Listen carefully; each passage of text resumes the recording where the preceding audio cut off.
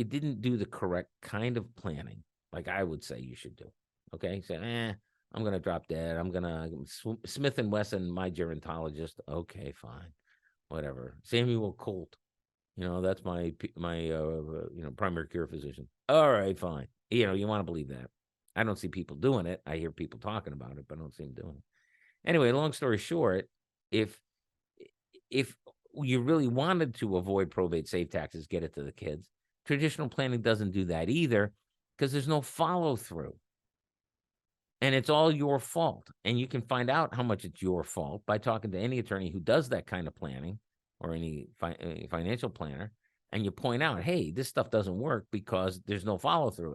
And the response is to blame you. Yeah, I told them what to do and they didn't do it. Yeah, that's very comforting. Very comforting. Oh, I told them what to do and they didn't do it. Well, you knew they weren't going to do it. Didn't you know that? This is first rodeo here. You didn't know they weren't going to read that letter. Everybody knows they don't read the letter. Everybody knows there's no follow through. And so that's why in our system, number one, we don't make a wrong decision about what the goal is. The goal is to keep you okay in the face of long-term care. And then secondly, it's all built in. You can't avoid it, right?